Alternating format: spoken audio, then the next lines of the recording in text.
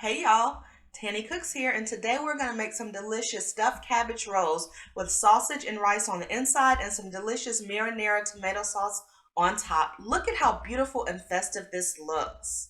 Cabbage is delicious any way you make it, but this is a nice way to spice it up with something different. So let's get to cooking.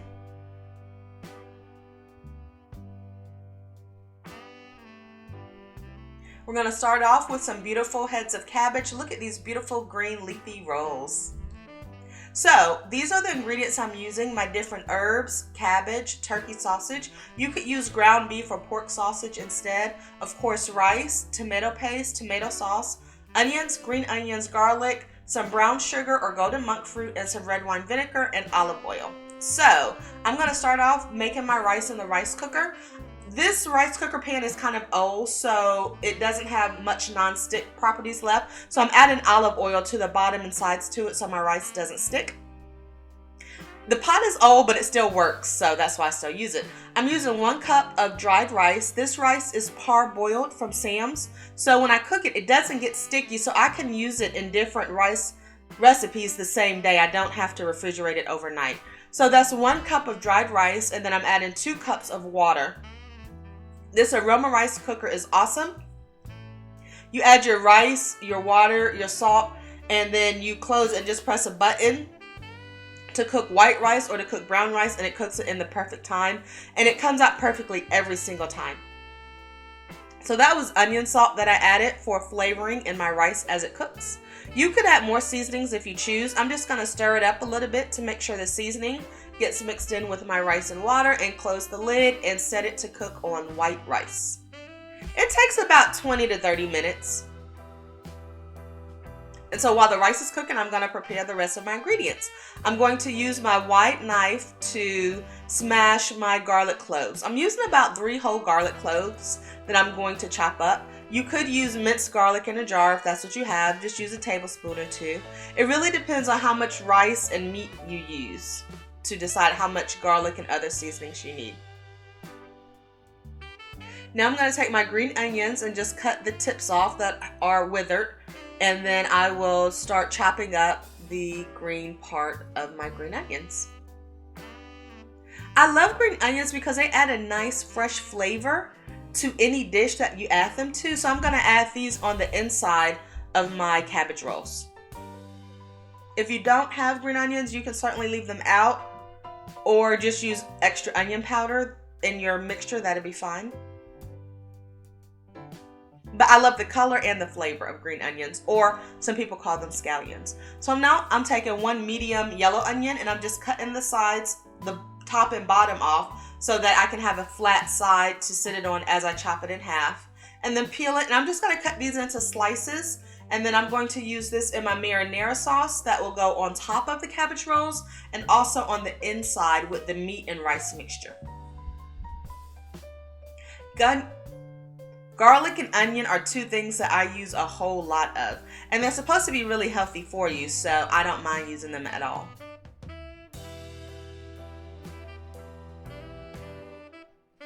So there I have my onion sliced up. And now I'm going to start with my tomato paste and also my crushed tomatoes. This is no salt variety to reduce some of the sodium. So I have olive oil in my pan, and I'm adding my sliced onions. And depending upon the onions you put in the pan will determine how much more olive oil you need to add. We want these to saute softly and become translucent. I'm not trying to get a hard, dark sear on them at all. I just want them to cook softly. And you can see them doing that in the pan now. I'm adding my handful of garlic, chopped fresh garlic, and then I'm mixing that around. You don't want this to get a hard sear either. Just cook softly until translucent, along with my green onions or scallions.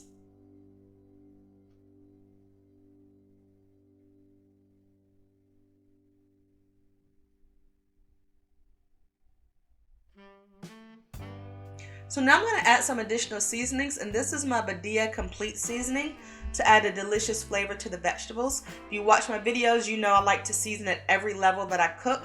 So I'm going to season my vegetables, I'm going to season my meat, I'm going to season my cabbage. Now it's time for black pepper, So it may look like I'm adding a little bit of seasoning, but that's because it's going to be a little bit of seasoning at each level. So once my onions have sauteed down to the point that I like, I'm going to take half of them out into a separate bowl to go inside of my rice mixture. This other half that's still in the pan is going to be in with the marinara sauce. So I'm starting my marinara sauce by using crushed tomatoes, no salt added. So vibrant and red. If you have fresh tomatoes, you can certainly use those. I make this with fresh tomatoes in the summertime when I get tomatoes out of my own garden. And I'm using a tablespoon or two of tomato paste to help thicken it up. That's the tomato paste. You can see it's a little deeper in red color on the right hand side there. This will definitely thicken up our sauce.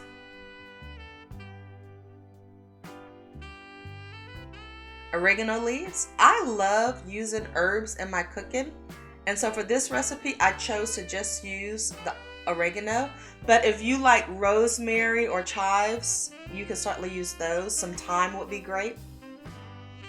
So just mix your seasonings into your marinara sauce, and we're going to let this cook on medium heat to begin with for a couple of minutes, and then turn it down to low so that it cooks and doesn't scorch as you prepare the rest of this meal. I'm also adding some red wine vinegar. It adds a nice pop of flavor, so I'm just adding a couple of teaspoons. Next up is my monk fruit. I'm using golden monk fruit that I use in place of brown sugar. So if you have brown sugar, you can certainly use that. But brown sugar helps to cut some of the tinny can flavor that you get from canned tomatoes.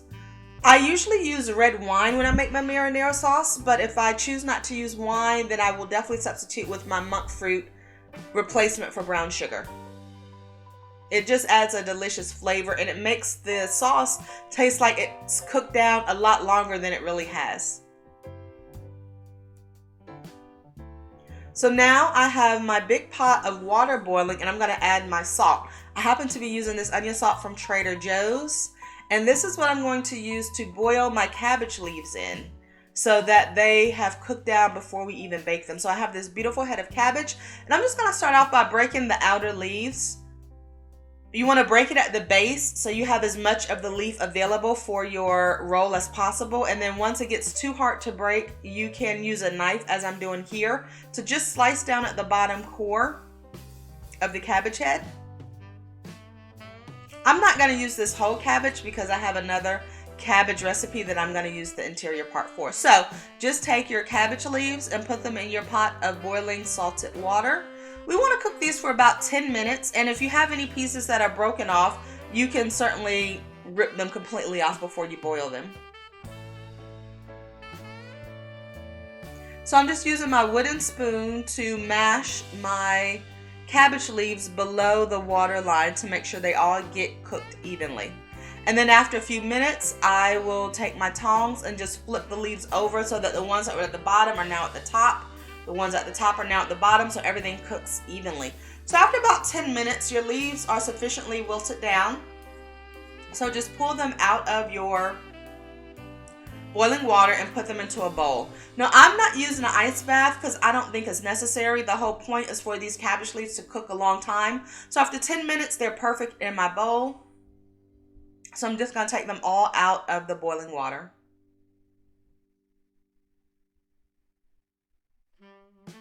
Cabbage have a lot of health properties too, so it's definitely something to add to your diet.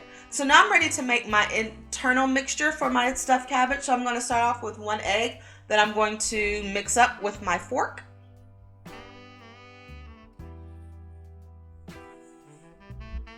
Now I'm adding the 1/2 of the pot of sauteed onions. Now I'm adding my turkey sausage. This is breakfast turkey sausage. Each tube is 1 pound, 16 ounces, so I'm going to add 2 pounds of turkey sausage. So if you recall, I had 1 cup of dried rice to 2 pounds of sausage.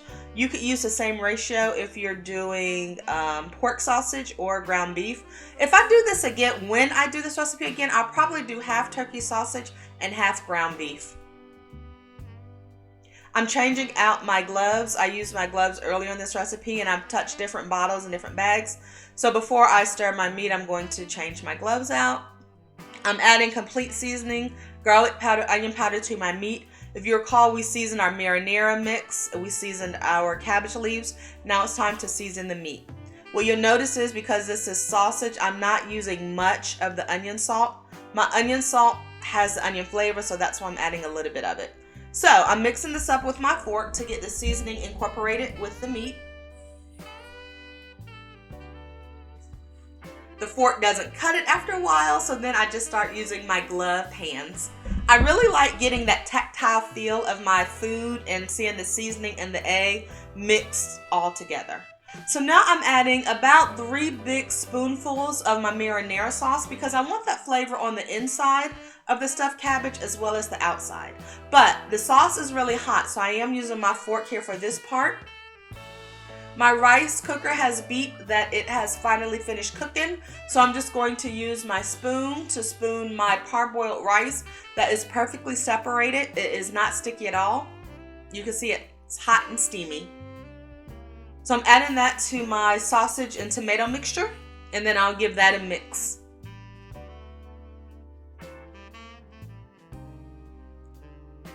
Use a spoon because this is really hot, but after it cools down a little bit, then you can use your hands as you see fit. Basically, we're going to mix this meat and rice mixture up together and then form little meatloaf balls, if you will, inside of our cabbage before we roll it up. So I'm adding my rice a little bit at a time to make sure it's fully incorporated. So the other half of the rice, I'm just going to pull out of my rice bowl and mix together. You really can experiment with this and see how much rice versus meat versus sauce you like. But I really like the 2 pounds of meat, the 1 cup of dried rice, and 3 big spoonfuls of sauce. This works for me. So now I'm going to add some additional seasoning. I'm going to add some complete seasoning because I want to add this to flavor the rice that we just added to our seasoned mixture.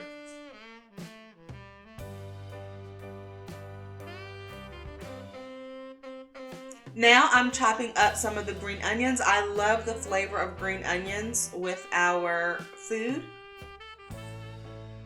So as I roll up my cabbage leaves, I'm just going to add the meat and rice mixture and sprinkle some scallions on top of it. You'll notice that I chopped out the V-shape, the bottom white core, because that part is thicker, so it'll take longer to cook than the rest of the cabbage leaf. So I'm just gonna cut that out. And to make sure I have my cabbage rolls pretty even, I'm using a 1/2 cup measuring cup in order to pack my mixture in it and then put it into my cabbage leaf. So each cabbage leaf will have about the same amount of stuffing in it. So you just roll up the bottom part of the leaf and then fold the left and the right sides inwards and then continue rolling the bottom up, kind of like an egg roll. You want to roll it tight so it doesn't come loose, and then just put the folded bottom in the bottom of your pan. So you can see I'm cutting the little triangle section out of the bottom of this leaf. I'm going to stuff a 1/2 cup with my rice and tomato and meat mixture and put it in my leaf.